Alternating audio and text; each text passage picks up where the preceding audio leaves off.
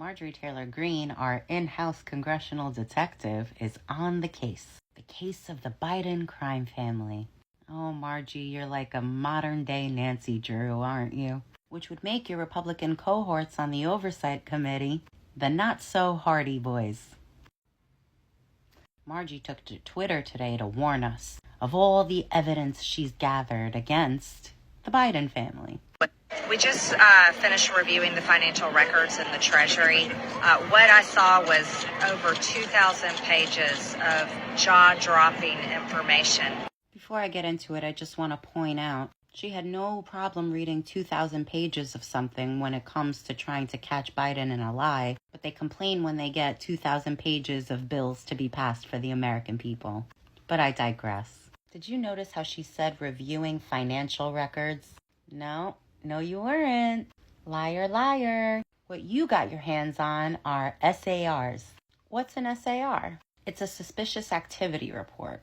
In financial regulation, a suspicious activity report or suspicious transaction report is a report made by a financial institution about suspicious or potentially suspicious activity as required under laws designed to counter money laundering, financing of terrorism, and other financial crimes. And that sounds scary, right?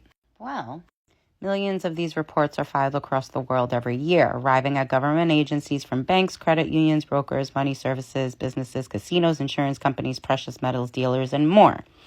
It allows the financial intelligence units to receive confidential alerts about activity deemed suspicious with a much lower standard of proof than criminal evidence. Reporting institutions, including banks, are required to file a SAR when they have reason to believe a transaction may be suspicious. For instance, something as small as an amount or location is unusual for the customer.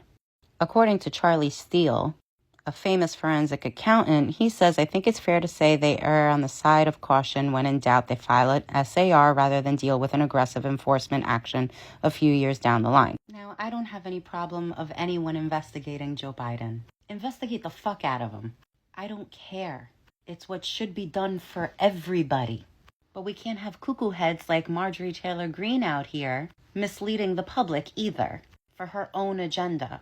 At the end of the day, all you got are a bunch of tips that require no evidence whatsoever in order to file that report. And knowing how you are with numbers...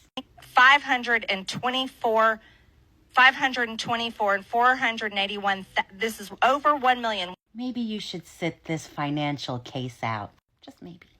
Anyways, bye!